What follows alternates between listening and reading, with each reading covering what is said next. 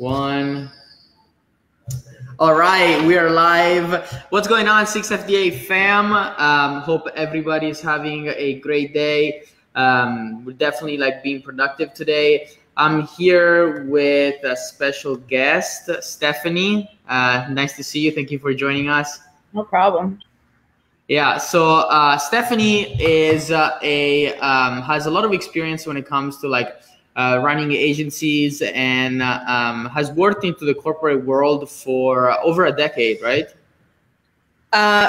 You're saying worked out of the corporate world or in it? In it. No, well, yeah. So I started in marketing 12 years ago in the corporate world, and in the last 4 years, got out and I run my own marketing agency, digital marketing agency now. I still consult on old traditional marketing, but more consult as in I get companies out of traditional marketing and straight into digital. Got it. Okay, awesome. So you have experience both on the corporate side and on the entrepreneurial side, huh? Yeah. Awesome. So everybody joining in, just put #live if you're watching this live. If you have any questions for Stephanie, this will be like a great time to put the questions down because we're going to go and read them through in chronological order. To get started, Stephanie, for those members in the community that don't know who you are, could you give us a little bit of a background of your story? How got involved in digital marketing? Sure. So I actually never studied marketing. I never really woke up when I was a kid and said, oh, I want to be a marketer. I actually kind of just fell into it. So my first job way back when was, I won't give how many years because then that'll get my age. But way back when, I was just I worked at the movie theater. That was my first job when I was 16, and I tore tickets and I sold popcorn, right? I guess I always had that leadership, management, authoritative type personality. So very quickly I moved up the ladder in the movie theater business. And this is a very well-known franchise, Regal Movie Theaters. They have locations all over the nation. And so instantly I became shift leader, then team leader. Then as soon as they were waiting for me to turn 18 because you can't be a manager without being 18. The day I turned 18, my birthday, they made me a manager. So I always had that very let's get it done. Let's be creative. Let's, get stuff done. In working in the movie theater, once you become a manager, the movie studios over in California, if they have a movie that they feel like is not going to do that great, but they're still going to produce it and put it out, they don't want to spend hundreds of thousands of dollars on marketing, right? You're not going to see the TV ads for it, or you will, but you're going to see a little bit. You're not going to see the radio ads. They don't want to spend that kind of money. So what they do is they spend less money, maybe like $10,000 or $15,000 in a prize. And they actually create a competition nationwide with all the theaters, AMC, Lowe's, Regal, where the managers or a manager is assigned to market that movie guerrilla style, like very local guerrilla style. They have no budget. You have really no guidance. You just have like 5 things that you have to hit, community, radio, and so on. And you just market it. So me being the new manager, I wanted to prove myself. Also, most of the managers were men, and men back then, I mean, now I'm seeing differently in digital marketing, but didn't want to really jump into that creative project so much. They would say, oh yeah, give it to Stephanie, no problem. Throw it on to me, right? And I'm like, oh, it's a challenge. I love challenges. I actually I get really excited when I have a challenge. So I took on the challenge, and the first movie I promoted was, I think it was called Running with Scissors, which is a very weird indie type movie. I don't even remember what it was about, but I promoted it. I had no budget, 0 budget. I created in-lobby activities. I traded with people. I got people to come into the lobby and do activities. I got radio stations to give me radio spots with 0 budget because I would just trade them tickets.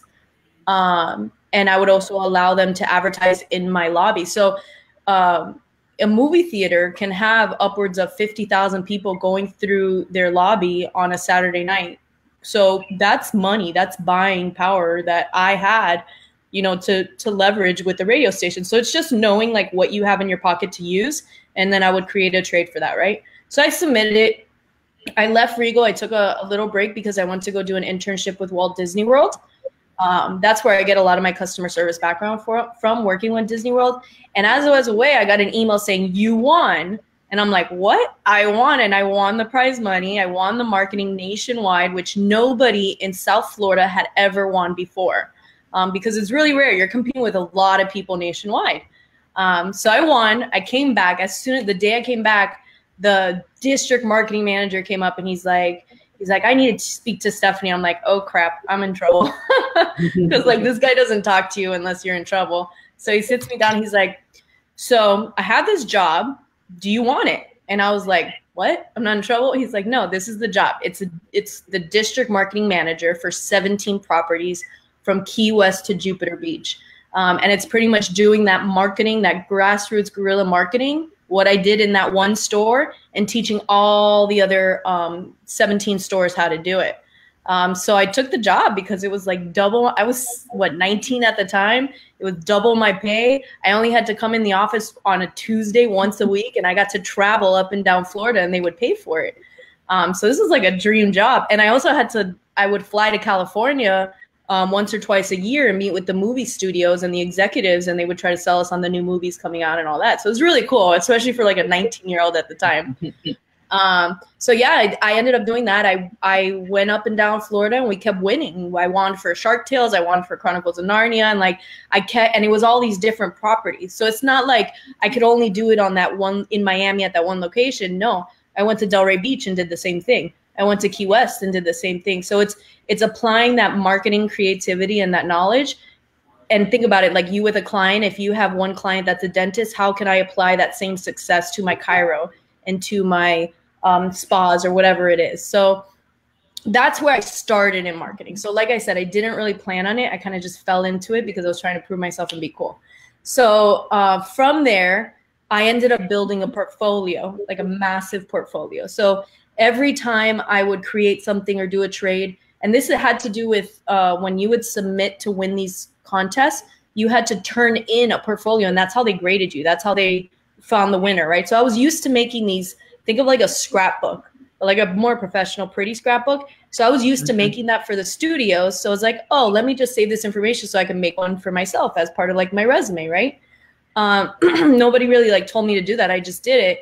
And so I had this like massive portfolios, and I was like, oh, let me see if I can like try to make more money and go to another job, whatever. So I applied, and actually somebody else had told me about this job, and it was a government job. It required a bachelor's degree. It required all this crazy stuff, right? That I was like, oh, there's no way I'll get it. But I'm the type of person, like, I usually do what everybody says not to do, right? So I'm all about like thinking outside the box, going against the grain. Like I'm all about like judging for yourself and learning for yourself and then making your own evaluation from it. That's how I work to this day. And even my ads, I was talking to my students today about how my ads are totally different than everybody else's, but they convert. So what works for me is, that's what I was doing at the time. So anyway, so I applied to the job anyways. I got the interview. It was a panel interview, government job. I brought my portfolios and I blew them away. I passed. They had me do like a PowerPoint exam to see how good I was with computers. I'm great with computers. I've always been. They had me do another like public relations, like type up a PR announcement. And at that time I had already done so many radio scripts for the movie theaters that I was used to writing. I hate writing, but I got used to writing from the radio scripts. So I got that job, and that was my first like really big break government job. I stayed there for 4 years, and in that job, I ended up planning, along with my partner that I still work with to this day, we planned over 16 events a year, which when you do events, there's marketing that goes with it too, right? So you can't just put on an event, you got to market it too. So we did events anywhere from $300 to now, $6 million concerts at the big stadium here with people like Mary J. Blige and John Legend and Kenny G and those type of people. So that's where my marketing career really grew. I learned a lot because working with government, you have to learn how to be political as well. So I think maybe that's where I get a lot of my, actually a lot of my students tell me that my clients stay with me for years. Like I don't really have an expiration date on my clients. And I see that's a really hard thing with most digital marketers nowadays. And it's because, and I actually record my client talks so that everybody can kind of see the relationship that I build with my clients. A client shouldn't just be somebody cutting you a check. It should be somebody that you work with, you understand their business, you have their business interest in mind. And once they feel like you're putting their business first, then they're gonna like never let you go. So that's what I learned being in politics. So from that government job, I got another government job at another even bigger, badder city. And it was actually a culture arts center that I ran their entire events and marketing department. And at that point, I think I'm like 26 at this time or 27. And they actually, I said I was going to quit that job because I was going to start with this big franchise of massage spas and doing all their marketing or whatever. And they like cried. They cried for weeks. They battled it out. And they even offered me like this insane job making multiple six-figure like $250,000 a year with like insane retirement and everything. And I'm like, this is stupid me at 26. Not stupid because I'm happy now, but like at the time we're like, what 26-year-old turns that down? And I turned it down because in my mind, and this is like with every corporate job I would have, I felt like I peaked, right? So I'm like, you can't peak at 26. This is a job that people retire from. This is the job that the person who's offering me the job is retiring from. So like, I can't do that at 26. I need more. I need to do more. I need to learn more, right? And what I always noticed with the marketing is it was always changing. So yes, I started with traditional marketing and branding, but what I would do one year, I'd have to adjust it the next year and then keep adjusting and keep adjusting.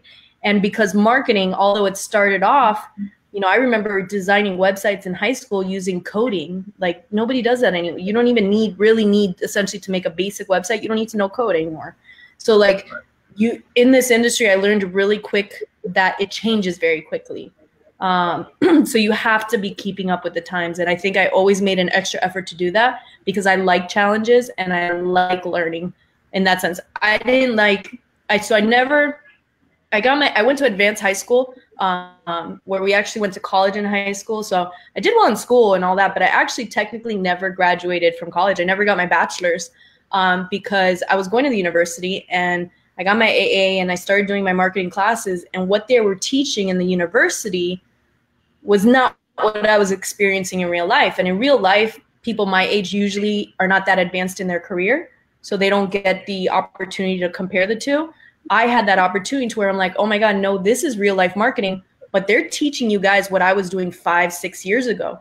But because it changes so fast, why the hell am I throwing my money away at a university that can't keep up with the marketing, because what happens is they spend so much money and investing in books and courses and not tuition, but like creating the curriculum, that by the time they put it out, now it's changed. And now with digital marketing, you guys should know that, you know, what I was doing on Facebook a couple months ago, I'm not doing it now. I'm not doing now. Well, a module that I recorded in my course, I had to re-record it because I've created a whole new automation because of the changes in Facebook.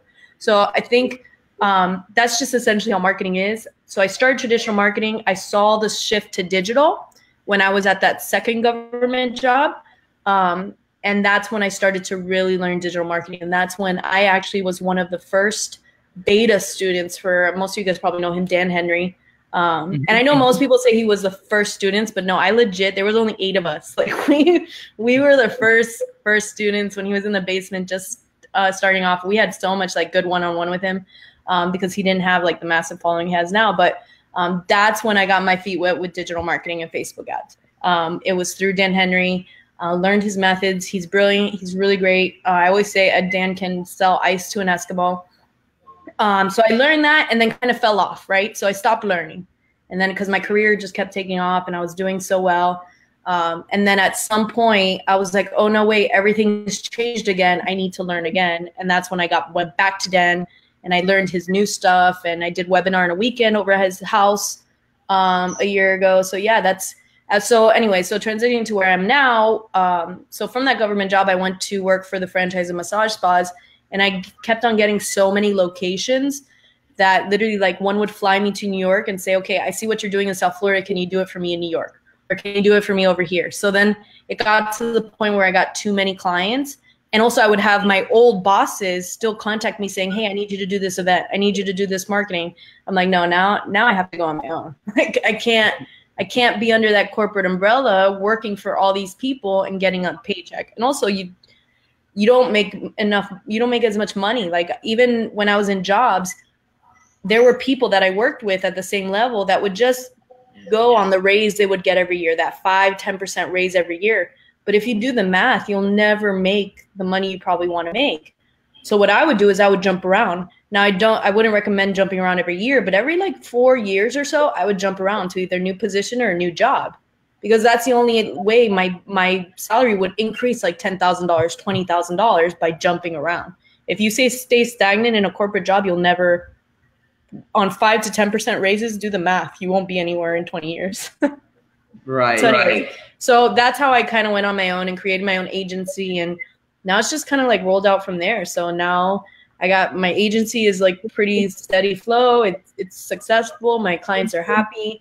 I'm at my capacity to where I'm turning away clients. I'm actually giving them to students. Because I also, in working in government and politics, I learned that you have to have a life-work balance. I worked myself to death, literally to death, where I was sick, physically sick. And it got to the point where like, okay, I'm making, $60-something thousand a year, but I'm killing myself. No, like there's got to be a better way. And so the better way is like, yes, I have my agency and I want it to scale and grow, but I'm also that person that wants challenges. So I'm like, oh, wait, let me do a course and that whole stuff. And so, that's my new challenge or whatever. But yeah, so that's the long wind of it. That wasn't the short summary. Good. Now we got some background. Stephanie, we actually have a question. Jason is asking, and here somebody's calling me, going to voicemail. What would you say is the best place to learn modern marketing for someone who's completely green in the field? Who's completely what? Green. Green, what does that mean, green? Like new, like okay. Completely like very little experience. So this is the problem out there, and this is the problem I'm seeing. Almost everybody thinks they know everything, right? Nowadays, they learn one thing new and then they're done. My advice is to follow people. Follow these people who are putting out these courses or teaching, saying they're gurus and teaching you, and follow their free stuff. Because if they're not giving you enough value in the free stuff, then the paid stuff is not going to be good enough. I promise you that. And the other thing is, you got to buy a person, not a product. So for example, what I noticed is most of the students that buy my course, like the 3 people that bought my course this weekend over Black Friday, they've been following me for a while. I knew those names because they're always on my lives. They're always commenting and asking questions, and I'm answering them just the same. So they've created this trust. It's like, oh, I know Stephanie. She knows her shit. Like literally that's like a term everybody uses. Stephanie knows her shit. But you have to follow and listen to people. Give it a good like month or 2 months before you start spending all your money and buying into these courses, because anyone can build a course. But what you want is proof. You want results. You want someone that knows their stuff and that's actually doing it successfully. Not somebody that had 1 success or 2 successes. Somebody that has many successes and think of a resume or like those portfolios that I would build.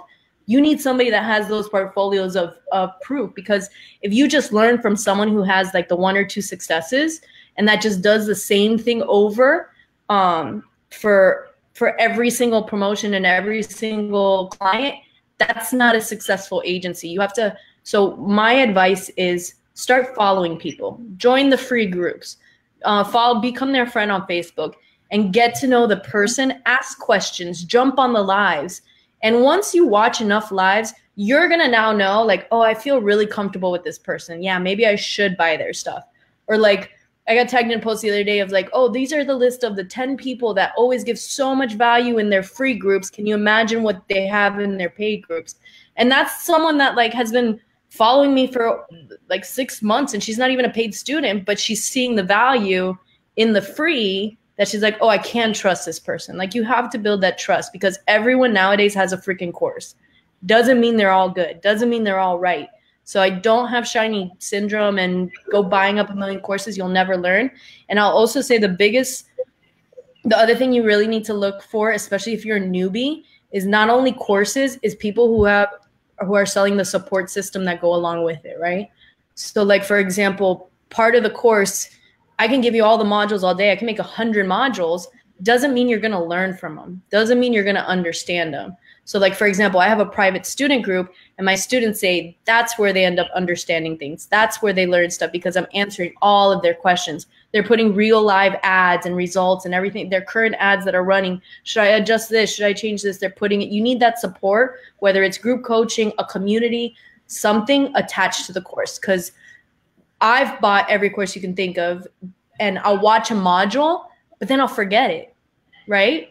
So until you're applying it and until you're actually going through the motions and doing it over and over again, it's not going to stick with you. So having that support though, that while you're doing it, you can ask somebody, even if the course person isn't the one answering it, the other students are going to help answer it. You need that private community and not a community of like 50,000 people, right? You need that tight-knit community that you're going to be able to get answers from. So that's what's really important. So do your research, follow people in their free groups. If you feel comfortable and trust them, make sure you're buying someone that is also giving additional support with it. That's my advice. I love it. I think that's great advice. Yeah. Yeah, Jason, there's a ton of people out there. There's like more, I think there's more courses than anything else. So yeah, listen to Stephanie, do your research, find people that are sharing free value with you and make sure, you know, you're comfortable with them. You like their information. And then if you like their free stuff, it's likely that you'll like their paid stuff too. So yeah, Stephanie, that was some great insight. Now let's dive into the agency. Are you niched down into a specific kind of agency? What type of services do you offer in your agency? Give us a little bit of an idea, like how you run your business. So everybody who kind of follows me kind of says I'm niche. I'm not niche. So the majority of my client, the big chunk of my client is a chain of massage spas, right? So yes, I've been working with them for over 4 years now, almost 5, maybe 6.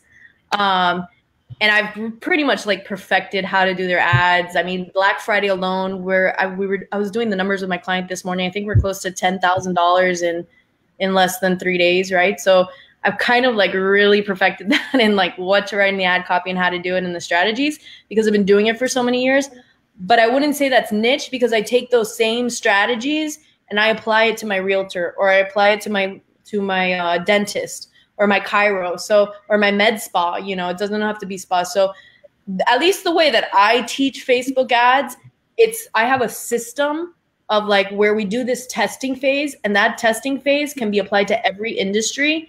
And at the end of the 3 to 4 days of that testing period, you already have your answer of like, what's your winning copy? What's your winning ad?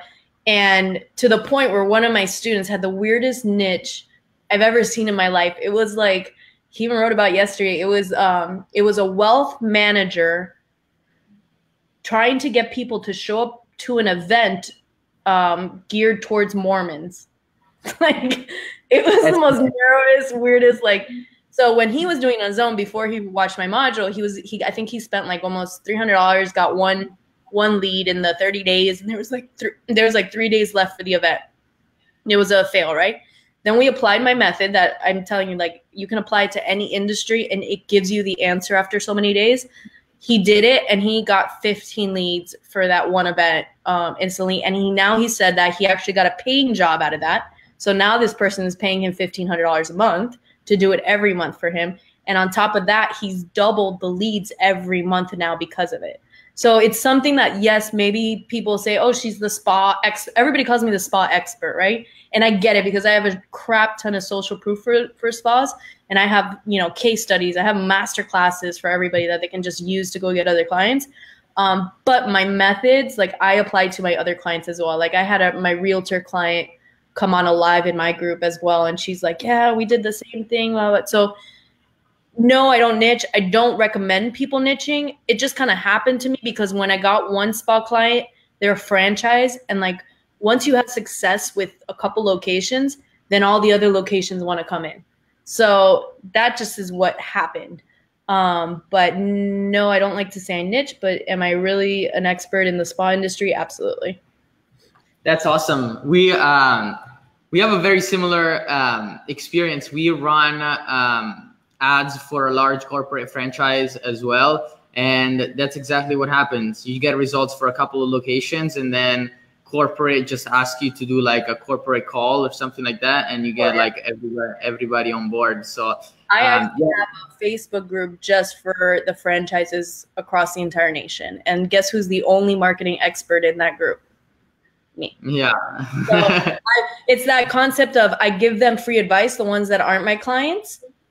You know, I guide them, but then the ones that are my clients are the ones that are writing, oh my God, we just made $10,000 in 3 days on Black Friday. What did you do? 1,000? Like, so they're the ones who end up promoting you anyway. So yeah, so that's another little trick is if you can get together the other locations that aren't your clients and give that free value, what I'm talking about, people buy you and they buy your knowledge and they're going to end up wanting to sign you up. I actually turn away locations just because I'm at capacity. You have to have that life balance. So unless I start hiring like crazy and scaling, you know, I'm just happy now. And actually my project has kind of shifted. So I like my agency. I will always have my agency because like I said, you have to keep up with what's going on and you can only do that if you're actually doing the work.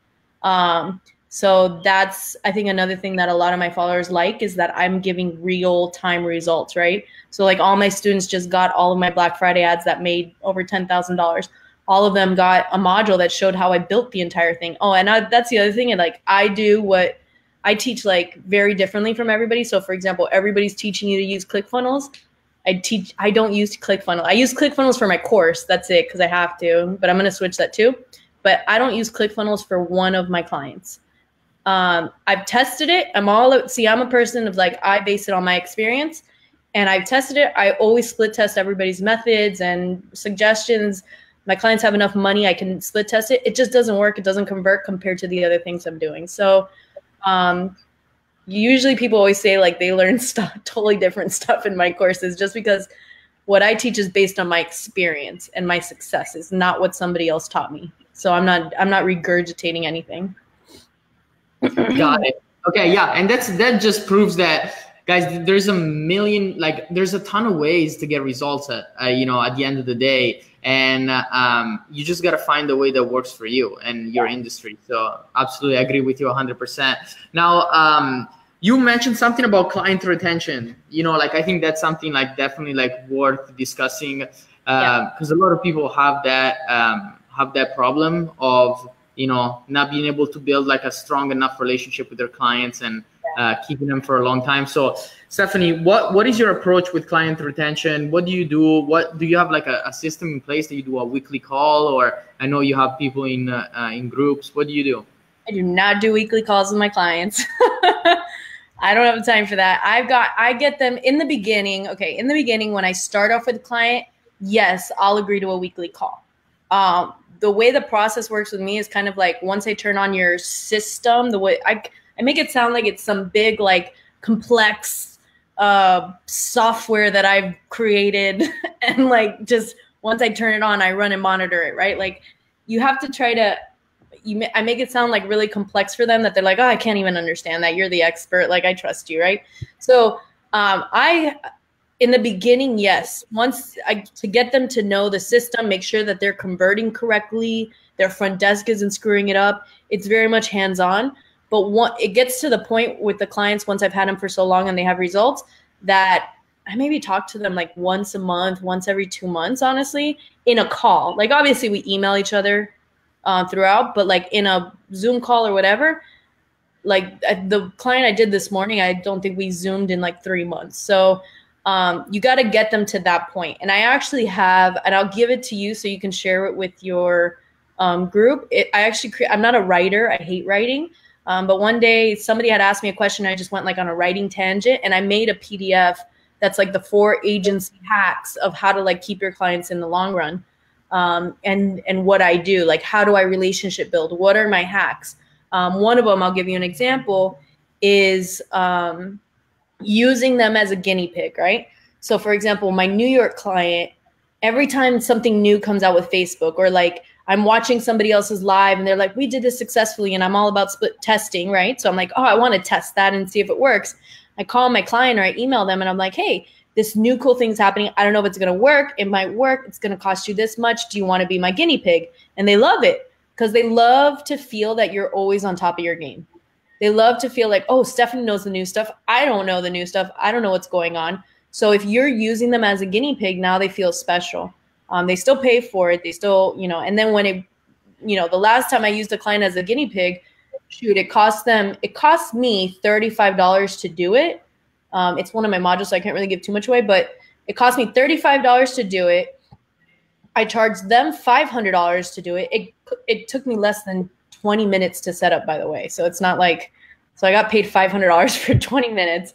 And it literally brought them $1,200 in less than 24 hours. So they made their money back plus, and it's like a win-win for everybody, right? It took me 20 minutes. I made $500.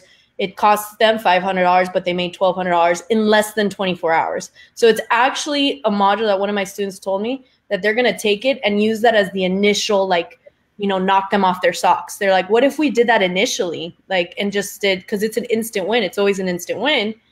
And I'm like, yeah, that's a great idea. Do it right away. Offer that as your first service and then transition into Facebook ads. So you have to create those relationships with the clients that they know that you're the expert.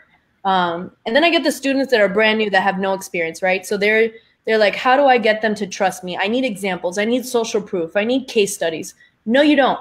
Because I have had clients like my gym client. When I met my gym client, I met them because I went to like some women empowerment entrepreneur event. And at the event, they make everybody stand up and say what their job is. So I stood up and I said, oh, I run a Facebook ad agency, blah, blah, blah, blah. And at lunch, they all like bombarded me. Oh, I need this, I need that, I need that. So my gym client said, oh, I want to do leads. Do you think she had asked me for any of my proof, any of my results? Nothing. I jumped on a call with her. I have a method that I teach in my Client Connect that is how you speak to the client and how you offer them this social audit, but you don't pitch them. And at the end of the video, everybody is either asking me to do it for them or they're emailing me, hey, how can I hire you? Because it's just the way you pitch them. So you don't want to, you're not directly pitching them, you're subliminally and inadvertently pitching them, right? So no, you don't need, and in none of those videos do they ask me, oh, let me see your results, let me see your ads, how much, no, nobody does. And they all either asked me for a job and I said no, or ones like my gym I did take on. So yeah, like you have to create that the relationship where you are the knowledge. So, and let's say you're just starting out, as long as you're confident, like I could sit here and start talking about microbiology and I Googled something, but as long as I'm confident in what I'm speaking about and I'm more knowledgeable than they are, they're going to be sold on you. Right. Yeah. I agree. And there's a question actually here about the pricing that you use for your clients. So what relationship do you have with the retainer and ad spend? Do you include the ad spend into your package, or do you make it separate? I've done both. I've done both. And there's a reason, because I'm all about testing. I don't know if your followers are the same. They probably are. Jeff Miller is another agency owner that a lot of people follow. He's a good friend of mine. Actually have to go to his office later after this afternoon, but his method is to include ad spend. So I was like, all right, I'm going to try that. So actually the gym client is the one that I included ad spend the first month. And I ended up taking them off of the ad spend the second month because I use it as a negotiation tool, right? So for example, my massage spas, or here's a better thing. Any business that has their business model is membership based, you're better off not putting them on ad spend in your retainer. And the reason why, and part of what I teach, is that you have to understand the business side of things. That's how you build the relationship, so they feel that you have their best interest in mind. And also you'll be able to quote them better once you know it costs the dentist $50 to produce a service that you want to discount to $20. You'll never tell the dentist to run a $20 deal for that $50 product again, right? So, and then they're happy. They're not flicking you off, right? So when it's a membership-based business, you have to, like gyms, CrossFit places, not dentists or chiropractors, but the spas, you have to understand that the bulk of their money comes in on the 1st and the 15th of the month. And if you're making them pay a whole $3,000 all at once, that's going to hurt. You know, that really hurts their pocket. So you better be giving them instant, amazing results for them to stick with you in the long term. Now, If you're only charging them $1,500, $1,200, $1,000, don't go under $1,000, guys. We don't undervalue what we do. So whatever, maybe restaurants you can do $500, but whatever it is you're charging for your retainer, if that's all they have to pay in the beginning, and my minimum that I require my clients to spend in ad spend a month is $750. You could go as low as $350, $500. I require $750. Facebook, the way that Facebook charges, and you guys should know, is that it spreads it out. It like trickles it, right? Or it charges it in like tiny chunks throughout the month. So now they've been able to spread out that additional $750 or $1,500 ad spend that you're charging them. And it just doesn't hurt them as much. And that's how you're able to keep clients longer. So for me, it's a negotiation tool. It's like, look, guys, it's only going to cost you $1,500 up front for my retainer. And the other $1,500 that you have to spend in ad spend, you don't have to pay it all at once. Facebook will just charge you along the way. The other reason why I do that is, let's say, for example, so I have obviously different ad accounts for all my clients because I attach their credit cards to it. I have all these forms and documents as part of my client activation that gets them to give me all this information legally, and you're covered. But let's say for some reason, it's never happened to me, but it has happened to other people. Let's say you had all of your clients in one ad account, and one of your clients was like a CBD oil client, and Facebook shut your ad account down because you were in violation of whatever. Guess who that affects? That affects all of your other clients now. Everybody's ads are down, as opposed to if I had separate ad accounts and only one got shut down because, you know, we violated whatever. It doesn't affect the rest of my agency. Like it's not the end of the world for my agency. It might suck for my client temporarily, my one client, but it's not affecting everybody else. So that's my reason for doing it. Everybody's different. I don't knock, you know, whatever works for everybody. I understand that there can be a win if you do charge it all together, right? So for example, if you're charging a client $3,000 for retainer and ad spend, I always say, don't tell people what you're spending in ad spend. Just let them think it's part of the package. But let's say they think you're spending $1,500 in ad spend, but you're able to accomplish whatever you promised in $500. Now you get to keep that difference, right? So I get that win, but that win is not worth it enough to me in the sense that I'm able to negotiate clients to stay with me longer because I can spread out their expenditures, especially during slow seasons. Like, for example, my spas, the summers are very slow for them. Like, they get big money now during Black Friday, Christmas, Valentine's Day, Mother's Day, up until Father's Day. Father's Day until now, Black Friday, it's not very active. They don't make as much money. So if I tell them, hey, you're going to spend $5,000 in ads with me during Christmas, but you know, during the summer, we're just going to do 500 here or 750 here. Well, I require 750, but you're able, if you can just spread out their costs, it hurts their business less, and they're not just so like on top of you with your results. Does that make sense? Yeah. That makes perfect sense. I don't because I mean, even the results. If you can get results with $500, but you have $1,000 to spend, now you're doing half as good as you could have done just because your incentive is to make as much money as possible. And like my clients, I go in and I create a mindset for them. Like I say, okay, you should expect, I don't do guarantees. I don't do guarantees, but I should say you should expect about 30 leads a month, right? Let's just say 30 leads a month. And of that, you're going to book 20% based on like your conversion and how you do you as the spa for the follow-up. Now, for example, my newer spa, whatever, we had talked about 30 leads, one a day. Their phone was blowing up because I also have all this automation notification that they get. Their phone was blowing up. And in the first month, we ended up with 82 leads for the same ad spend that I would have done, you know, otherwise. Now, if I said, okay, only 30, now charge again, like there's just so many variables. Like if they didn't convert those 30 this month, or let's say they converted those 30 this month, but only converted 10 the next month, but they're still paying the same, they're going to be upset. They're going to be, it was more expensive. It was cheaper for me last month.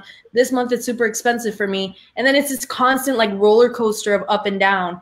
And like I told you, I don't, my clients and I, like we have this, it's more of like a friend relationship that I build, that they understand that I have their business's best interest in mind. That's like what's key.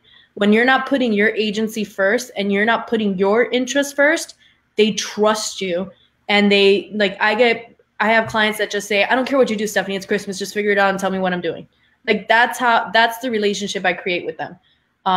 If not, you're just on this constant roller coaster up and down and, you know, peeing your pants every month. Like, crap, am I going to make that many leads? And are they going to be mad? And I can't function that way. Right. So you just want to create this like even relationship that they just trust you throughout the year.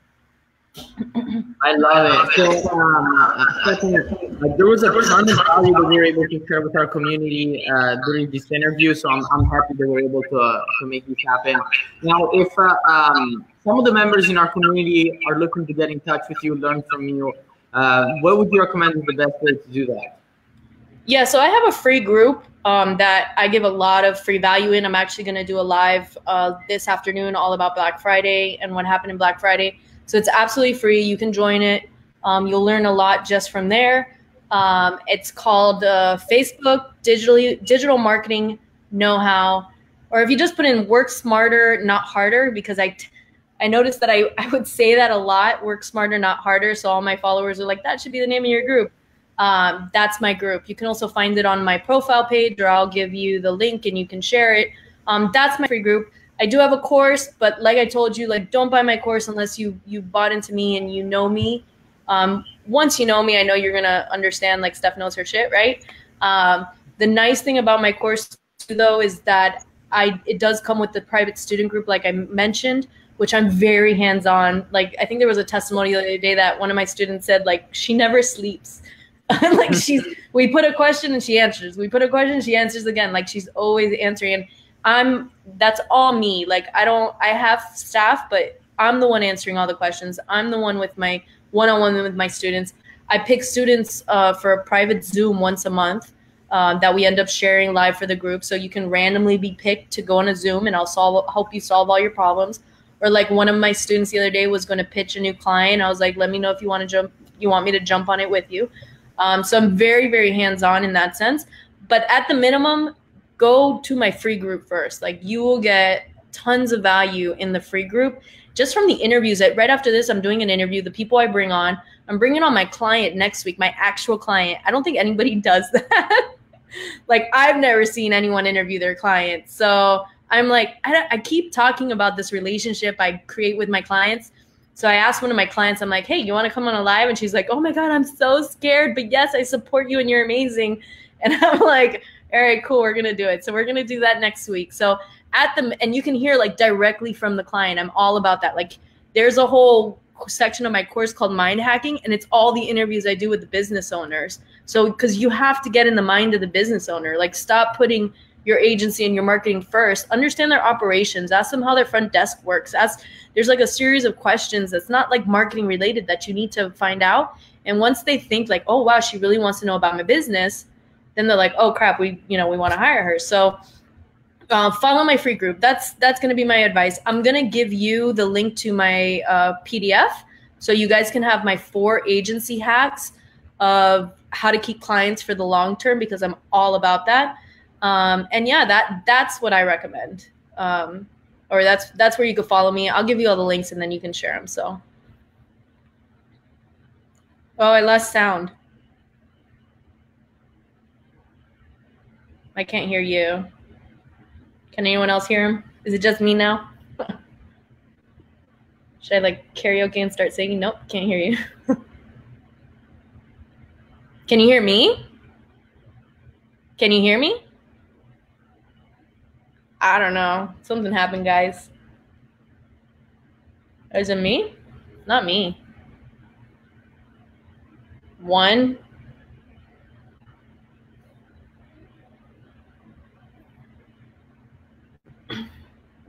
Put in the comments if you can hear any of us, guys. Now I think he's frozen.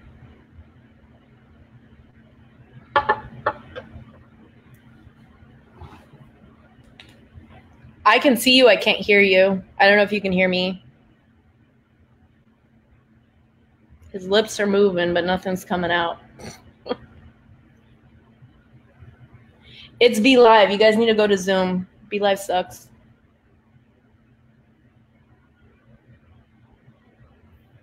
I don't know, his live might be over, guys.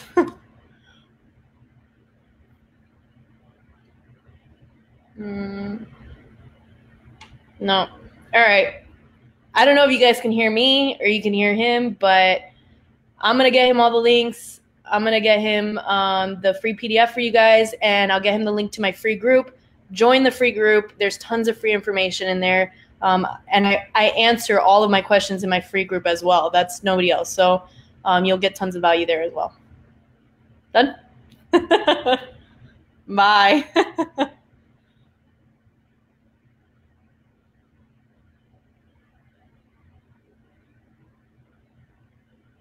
I think you're still on the live.